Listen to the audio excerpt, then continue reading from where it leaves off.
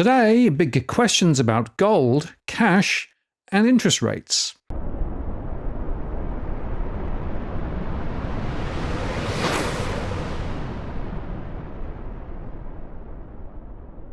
Hello again, it's Martin North from Digital Finance Analytics Web Notice post covering finance and probably news. One feature of the Australian parliamentary system relates to the various committees and hearings where politicians can probe issues in more detail than through media discourse. Over the past few days, we had the Reserve Bank of Australia appear first before the House Economic Committee, where Governor Michelle Bullock led their responses, and separately, Senate estimates asked questions of Deputy Governor Andrew Hauser and his team. In total, this was almost 5 hours of Q&A. Of course, the core platform that inflation needs to be beaten, this will take time, and rates won't come down as fast as markets predict, were all reinforced, and that was aligned with the recent statement on monetary policy. But in today's show, I want to delve into three important issues which I don't think the mainstream media gave sufficient weight and consideration to. The first relates to the market interest rate assumptions which drive the RBA models. The second concerns the use of cash and the impending upending of current arrangements in July. And the third, the question of the fate of Australia's gold and what is happening to physical gold more broadly. For each, I will add my own analysis. Andrew Hauser gave some comprehensive answers to Senate estimates and made the point that the reason their outlook for inflation was it will drop to 2.7%, which is above the 2.5% midpoint target, was because of the input assumptions in their model. And households budget for a rate decrease in April? I think you pay your money and you take your choice on that. What I can commit to the Australian people to is that we will do what is necessary to bring inflation back to target. And I think when I talk to firms and when I am out and about, and you do far more of this, Senator, than I do, that is the pressing concern of individuals that, the substantial rise in the price level over the last 3 or 4 years has been exceptionally painful. It is particularly for those on low and fixed incomes and for companies trying to plan for the future. And our job, as set out in legislation and the Statement of Conduct and Monetary Policy, is to bring inflation sustainably back to target, and we will set the interest rates necessary to achieve that. I realise that isn't as much clarity as your hypothetical individual would like, and I would like too if I were. I think for Australian households that are struggling under cost of living pressures, I think that's great clarity. I think the answer to that to them would be don't budget for a rate cut in April. Well, then you've given that hypothetical individual your advice. We will set monetary policy where it needs to be to deliver the inflation target. If we're able to do that at lower interest rates, I can assure you we will take that view. But equally, if we're not able, we will not. Mm-hmm. Just turning to some of your comments about underlying inflation. So when does underlying inflation reach the midpoint of 2.5% in the forecast horizon? Well, you put your finger, and I think you probably know you have, on an interesting question, which is that in the forecast we've published... I hope you give me an interesting answer. You can give me a mark. You can give me a mark out of 10. In the forecast that we published, underlying inflation reaches 2.7% at the end of the forecast horizon. But the reason why it doesn't get back to 2.5 is that it is conditioned on the market path for interest rates, which assume another 3 to 4 interest rate cuts. And as the Governor stated very clearly, and actually as a direct result of that forecast, that if we followed the market path, inflation would be persistently, slightly, not a huge amount, slightly above the midpoint of the target, that we cannot share the confidence of the market that sequence of rate cuts will come. The board reviewed an alternative projection in which interest rates remained unchanged at 4.35%, and under that projection, which is not this one, inflation in an underlying sense moved downwards, and by the end of the forecast period was somewhat below 2.5. So I'm sorry that's a slightly involved answer, but the conclusion was that holding rates where they were would cause inflation in an underlying sense to undershoot the forecast, and therefore there was a case that was a big and important contributory factor to the board concluding that there was a case to cut interest rates. So it's a correct statement that the RBA calculation is that underlying inflation doesn't reach the RBA's target midpoint of 2.5% until beyond 2027? Under the market path, that is true, but on unchanged interest rates, it in fact not only meets it, but slightly undershoots it. But it was the RBA's forecast that the underlying inflation would reach 2.5% in December 2026. In the previous. Yes, that's right. And the difference between those two projections is that extra strength in the labour market and also something of a change in the market path. So the market path moved down a little bit between December and February, and the strength of the labour market increased slightly. So the delay in reaching the underlying inflation, the delay in reaching 2.5% for the underlying inflation is because of the strength of the labour market. And expected strength of the labour market. And the shape of the interest rate path that underpins this forecast. So it's both effects. So yes, the delta, if you like, sorry to use that word, the increase in the projection between December and now partly reflects the strength in the labour market, but it also partly reflects the fact that between December and February, the market decided that it thought there would be somewhat more interest rate cuts, a view that we do not share the same confidence in. They take the current market expectation for the path of interest rates, the market betting on future cuts ahead, of course, and they use that rate path, which is lower than the RBA view. And when it does, it translates to higher interest rates. Now, it's not uncommon for central banks to use the conditions implied by the market in their modelling, but there is a weird loop here. First, the RBA does not want to give forward guidance, meaning their view of future rates, and given recent experience, including Phil Lowe's not rate rises assurance, previously, it's probably wise. But it also means that their forecasts are flawed if the market's view of rates are not the RBA's view of rates. So this is rather unsatisfactory and potentially misleading. I don't understand why the Senate committee did not dive deeper into this apparent disconnect. Second, turning to the use of cash, in the House Economics Committee there was a discussion about the upcoming end date for the current Armaguard contract, the only mechanism facilitating cash distribution across Australia, of course, combined with the Westpac agreement on cash distribution, which is also up for renewal. There's a couple of questions on cash distribution. So is the RBA confident that the banks and Armaguard will be able to do a deal by June? I think we've got the emergency funding expiring at that time. And what are the options if a deal isn't agreed on by that time? Yeah. I'm never confident in this cash space at the moment. I know the banks are working very hard on it, and I know that they are working with Armaguard. We have a very specific role to play, and we're looking to see whether or not there's some things we can do to help, but ultimately we don't have a role in this retail cash distribution area. I think they have to find a solution by June. If they don't, then we're in trouble. So I think that necessity will mean that something will be done. I don't know what it is. My own, the bank's view, and I think the view of the regulators broadly, is that we need to think longer term about this. At the moment, we're trying to solve the short-term issue to make sure that cash is available. It's available in retailers, that people can use it, that people can access it.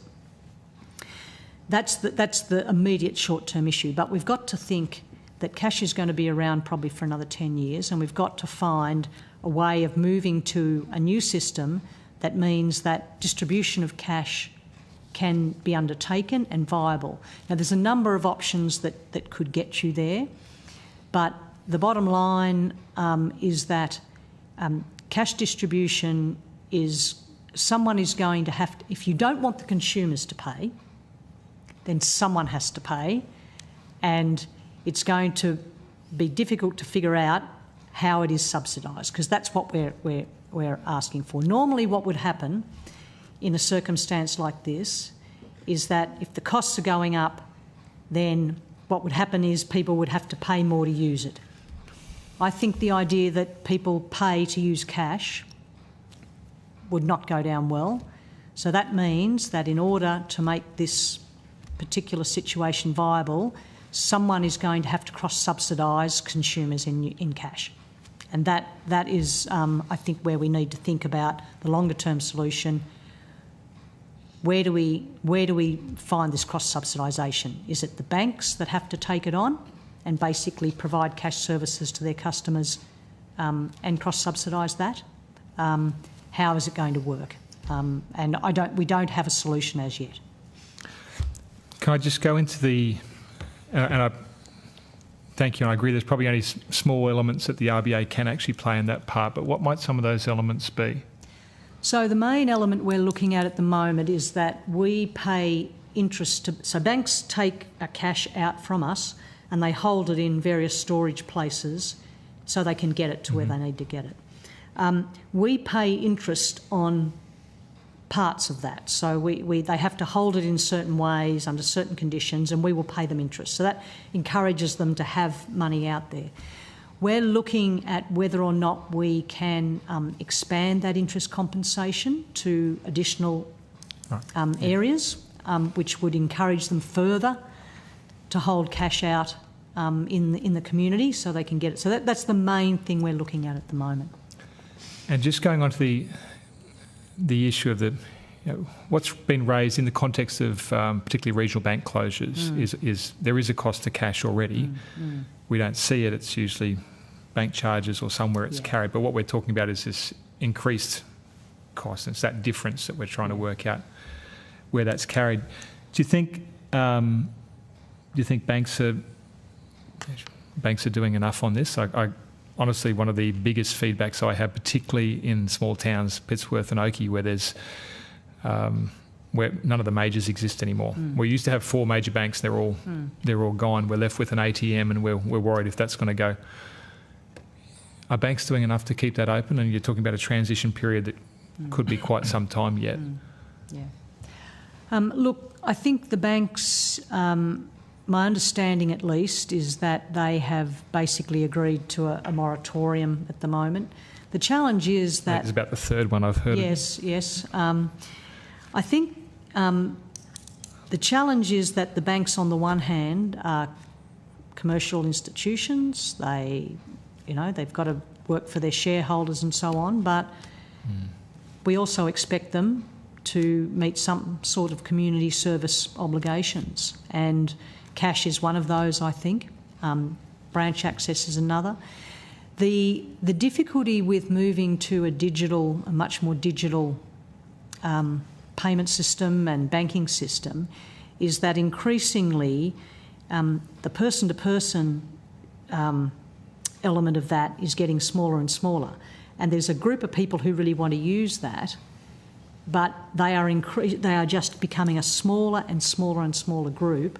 And so there's a real tension between effectively servicing them at a much higher cost than you're servicing everyone else. So the bulk of your customers are basically cross-subsidising the much smaller group. So there is a very big challenge here, and the cash system is an example of it. But the digital side of things, I can't remember the last time I went into a bank. There's a large portion of the population that just have gone purely digital, but there's another portion, and they are often the more vulnerable people, lower income people, the regional people. They're the ones that are being squeezed by this, and it's the economics of all this fixed cost infrastructure increasingly supporting a smaller and smaller group of people. So it's very challenging. So following the meeting at the RBA last week, is the RBA confident it can redraw the 20-year-old cash distribution agreement with Westpac to include the other banks and to spread the risks with cash held in those armoured guard depots? Well, that is in the hands of the banks at the moment. There's the commercial cash distribution issue, which is separate than what we were talking about earlier. That is something that Westpac has supported. My understanding is that the other banks are looking at how they actually support Westpac in that. We are keeping an eye on those discussions. Again, it's not in our bailiwick. We're not actually in that retail cash distribution area, but we are in contact with the banks, and we do understand that they are all taking this issue very seriously. I guess last question is just around what the future of cash really looks like within the economy. You talked about a sort of a 10-year horizon. I think this is you identify some of those cohorts that hold it strongly that I think would like to see a very different response. But look, what are the big drivers, and what's going to change that conversation in the short term and the long term, I guess? Well, I know there are a lot of advocates for cash out there, but you only have to look overseas to see that it's not making a rebound, really. I mean, some other countries, particularly the Scandinavian countries, have seen cash use decline much more substantially than here. They've got even more issues than we have. What's going to turn it around? I don't think anything's going to turn it around. I think it's on a long-term decline, and the reason being is that people find making electronic payments just much more efficient. And it's true also that merchants find it much more efficient. And if you look at recent studies, there was a recent study done. It was done for MasterCard, admittedly, but I think it was a good study. It highlighted that the costs to merchants of cash are actually higher than card payments, which is ironic. They surcharge card payments. But it is costly for merchants. It's costly in terms of all the back office costs of counting it, taking it to the bank, particularly if you haven't got a branch anywhere near you. There's theft costs of delightfully called shrinkage, I think, in merchants. For all of those reasons, I think that the long-term decline of cash is reasonably inevitable. What we have to do as a society is to decide how we want to manage that and how we want to ensure that those that still rely on it for good reasons still have access to it, and how we're going to provide that to them. And it has to be a conversation as a society on that, I think. Do you think most people are aware of the cost of cash?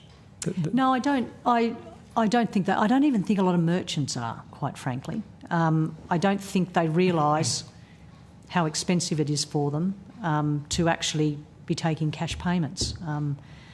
And I don't think consumers realise it either, because normally where you understand costs, it's because you're facing a price. The only price that consumers really face on cash is ATM withdrawal fees. And that's reflecting the fact that someone's got to get the cash out there, put it in the machine, refill it when it runs out. Those are the costs that are involved there. That's the only place where people face a cost of cash. Otherwise, I don't think people realise that it costs. Thank you very much. Thanks. This is a really serious issue, given the fact that, on one hand, banks are walking away from cash despite the government currently hearing submissions relating to the retention of cash for essential items. And this is all caught up, of course, also with the closure of branches and the removal of ATMs, driven, of course, actually by banks wishing to reduce their costs, despite the estimated $32 billion profit from the main players this year, under the smokescreen of digital banking. Now, in December last year, the government opened submissions to consult on mandating cash acceptance by businesses when selling essential items. I had a look through the current submissions to the Treasury. The choice submission calls for the government to take steps to ensure that consumers retain reasonable, free access to cash. This, they say, may require improving current cash accessibility in some areas of Australia. Despite the decline in the use of cash and the increase in mobile and card banking, almost all Australians think it's important that being able to pay with cash remains an option. Choice says businesses should be forced to accept cash. Stores shouldn't be allowed to turn down physical money for essentials. That's the finding of a recent Choice survey of almost 13,000 people, with 97% saying it's important that businesses selling essential goods and services are mandated to accept cash. And they also found that more than 8 out of 10 survey respondents said they used cash over the past year to pay for goods or services. By the way, that's a massive difference to the more suspicious surveys that we've seen elsewhere. Choice said respondents in regional areas in particular expressed concerns that increased fees to access cash in their community would have an impact on them, and in some cases, a major impact. There are no existing laws that guarantee the right to access or use cash. While we welcome the government's proposal to mandate the acceptance of cash, more needs to be done to secure the future of cash, Choice said. The supply of cash and the ability to use it should not be dependent on the profitability of its supply and use. The government needs to act to ensure people in all parts of Australia can rely on cash. With many banks closing regional branches and ATMs in recent years, there are concerns that people living in remote or regional areas of Australia will be hit hardest by the decline of cash and will be left with fewer options. Choice said our surveys found that cash accessibility and acceptance are particularly important for communities outside of cities. A massive 97% of respondents living in country or remote areas expressed that having fewer places to access cash would impact them. And there are also concerns that First Nations communities, elderly people, those dealing with the aftermath of natural disasters, and those fleeing domestic and family violence situations will be disproportionately affected as they often rely on hard currency. And they quoted Rowena Parks, who works in aged care, saying low levels of online literacy means that using cash to pay bills and buying essentials like groceries is a key part of her clients' everyday lives. To remove cash would be to remove their ability to basically live. That would be debilitating, she says. It would be more isolating for those who are already isolated. Interactions are a critical part of their lives. Even just walking to get a coffee in the morning or the newspaper can give them quite a lot of interaction that helps keep them going. Choice said it's important that the government plays an active role in determining the future of cash in society, and that businesses shouldn't be left to write the rules relating to fees and surcharges for using and accepting cash. Obligations to accept cash will mean nothing to consumers if they cannot access or use their own money for free in their communities, Choice said. Yet the RBA seems intent on letting the current cash negotiations play out and, well, frankly, let the markets decide. This is a classic neoliberal position, of course, but as I've discussed before, the right answer is to ensure cash is available for all services and via the Australia Post network under a government-backed bank, like Kiwibank in New Zealand. That would protect cash into the future, especially in times of crisis or power outages, and also put our over-profitable banks back in the cash business, which should be a core part of their service. Now, the third issue related to Australia's gold stash, which is currently held in the Bank of England in London, assuming, of course, it's all there. Senator Rennick asked his oft-repeated question about the gold audit and got the same answer as before.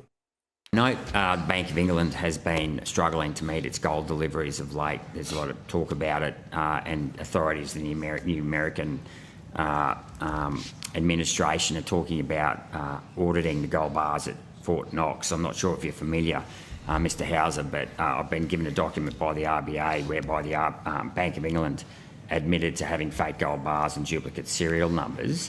Is the RBA willing to cooperate with the American administration when the audit of the gold bars at Fort Knox are carried out, so that an audit of the gold bars at the Bank of England are carried out at the same time, so that we know that serial numbers aren't being double counted? I might turn to Michelle on this point because, as you might understand, I'm a relatively new arrival.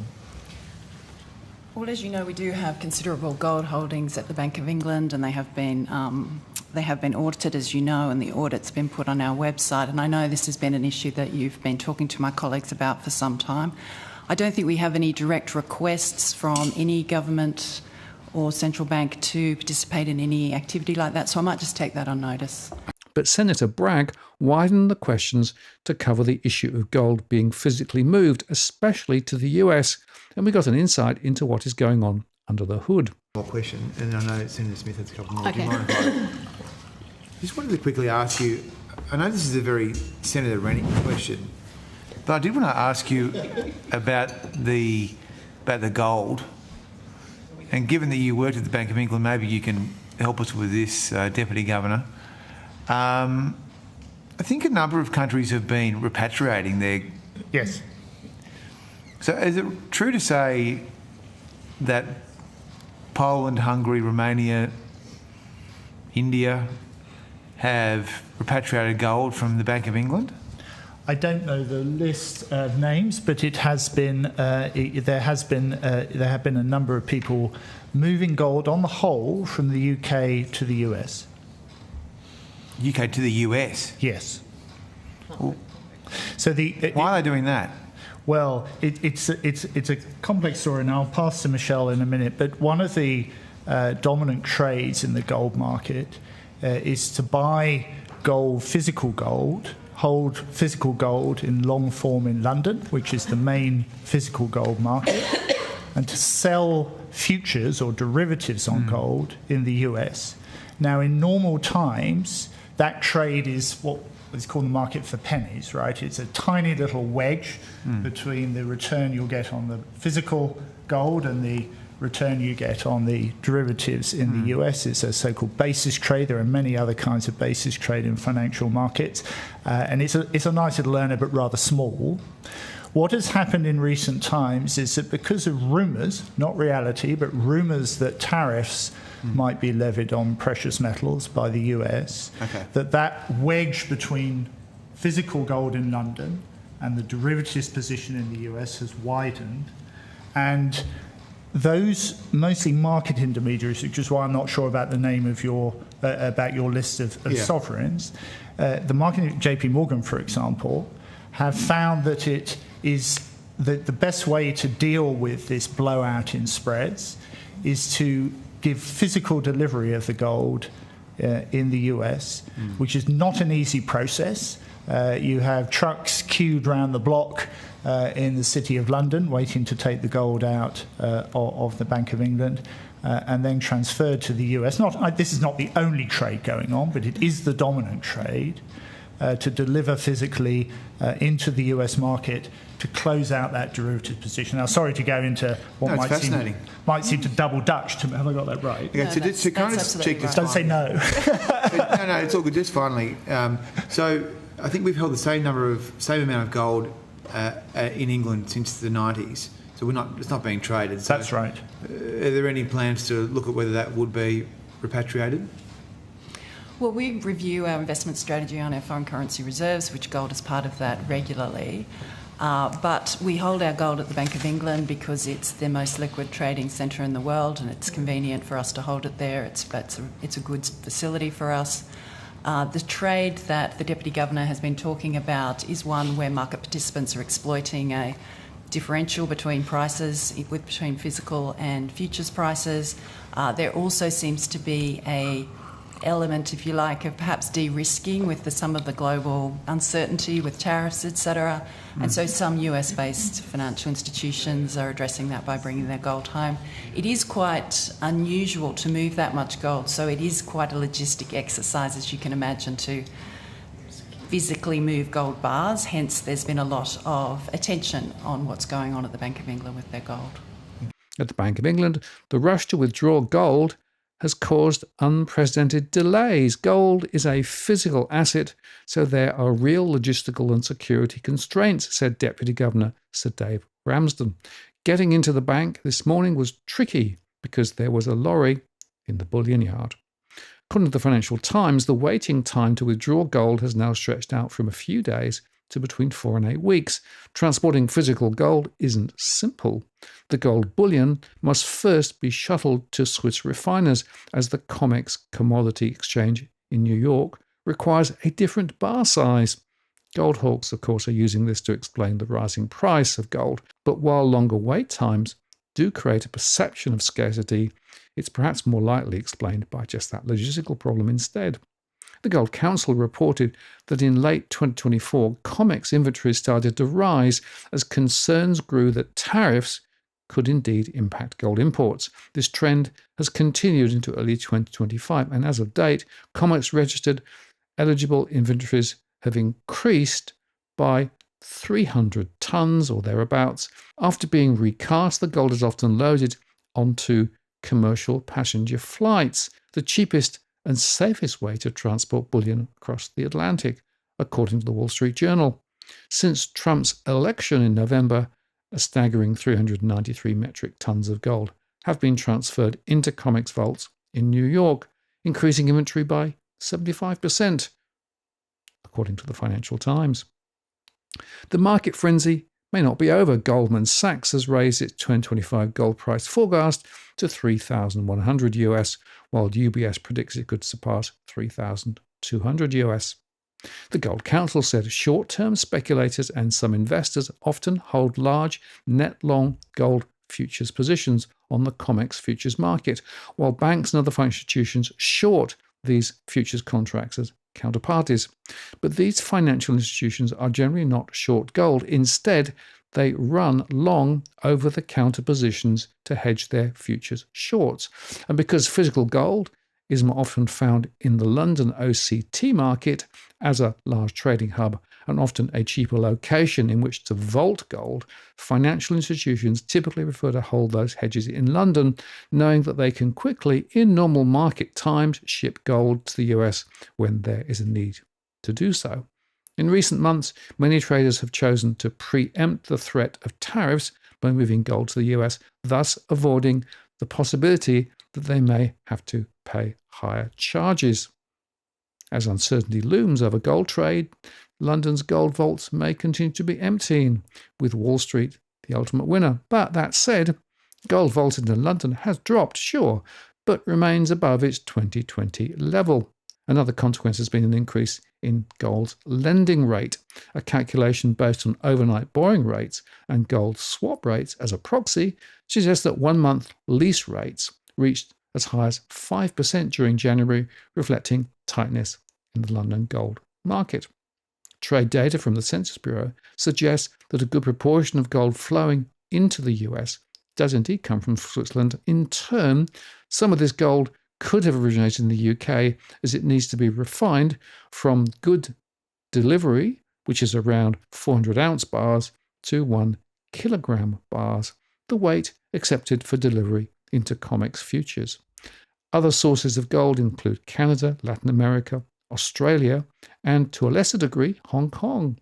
And then there's gold from domestic mine production, the US being the 5th largest producer globally, which can be refined locally. Of course, gold flowing into the US from around the world may limit the amount of gold going into other markets, including London, but the Gold Council believes that the impact will only be temporary. This is especially true as gold has multiple sources of supply, mine production and recycling spread around the world, reducing the reliance on imported gold to meet local demand in the medium term. Actually, a few signs of normality have started to emerge. The build-up of COMEX inventories has slowed. The spread differential between gold futures and spot prices is falling, and the bid-ask spreads for gold ETFs, many of which are vaulting their gold in London, remains well behaved. In addition, the lease rates also seem to be cooling down, with data suggesting it's now closer to 1% and well below January's record high. While part of gold's strong price performance could be attributed to momentum, their analysis suggests that it's been supported by flight to quality flows amid increased financial market volatility driven by geoeconomic and geopolitical concerns. So, as always, as questions are asked and answered, actually more questions are raised. But to me, these three questions, the link between bank modelling and market assumption interest rates, the use and accessibility of cash, and the physical gold markets, are all ones to watch. I'm Martin North from Digital Finance Analytics. Many thanks for watching, and I'll see you again next time.